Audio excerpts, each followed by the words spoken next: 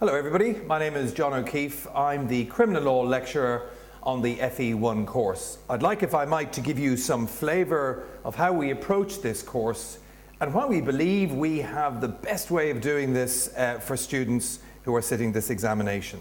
The first thing to look at, of course, is the topics that are needed for criminal law. And of course they seem vast, don't they? There's so many of them, they're everywhere. How do we narrow it down? Well, narrowing it down is what it's all about for us here. We look at primary topics in criminal law, and then we look at secondary topics. So let's just talk about the primary topics for a second, if I might. The first one we like to look at is actus reus and mens rea together. These are two big topics, of course, but we take them as one. We can be very certain that in the criminal law exam paper, we're going to have one, if not two, dedicated questions to those areas, notwithstanding they may also appear, of course, in other areas. The second primary topic we look at is homicide, again a broad area. Thirdly, we look at sexual offences. Then we look at non-fatal offences against the person, then offences against property, and finally defences, of course. And these six are key favourites of the examiner. By that I mean they will come up every year on their own and or supported by other parts of the course. Then we've got the secondary elements to the course, the principles of criminal law I always like to look at as well, fairly quickly and fairly early on in the course, naturally enough, and they are divided between minor and non-minor offences and presumption of innocence. We like to think that every year at least one or two questions will come up on this particular area. Bail, arrest and detention, of course, is also part of criminal procedure, and we look at that too. Participation in a crime, public order offences, inchoate or incomplete offences, and finally offences against justice and offences against the state. That's how I divide up the course. That's the way we know if you approach the course you can have a great start as compared to others. A couple of other things to talk about on this particular course.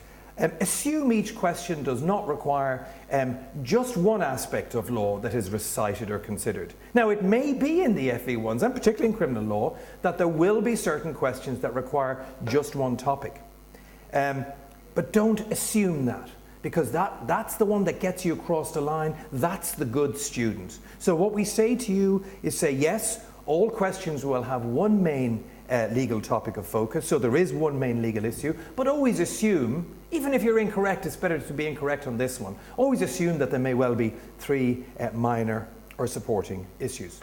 I'd like to just mention briefly as well about the idea of an answer plan in criminal law and how you might get around that. Each of the answers, in my view, should have what we call a mind map or an essay plan written beforehand. And this can form part of the question. It's very important to make it clear, make it legible. It has so many advantages. You can then direct your answer properly when you get to the question. How long have you got for a question? 34, 35, 36 minutes? You might spend 6 minutes, 5 minutes or so on doing this essay plan. And it's really putting down all the information you know on that general topic. But the great thing is when you get to the actual answer, you can then do it in a very different way and you can focus in exactly on what's being asked of you. Never ever ignore the protagonist that might be in a question, or indeed the problem itself. And by that I mean very often in problem questions, students are quite good at coming back, talking about Tom, Dick or Harry and advising them. And that's good and it's hugely important.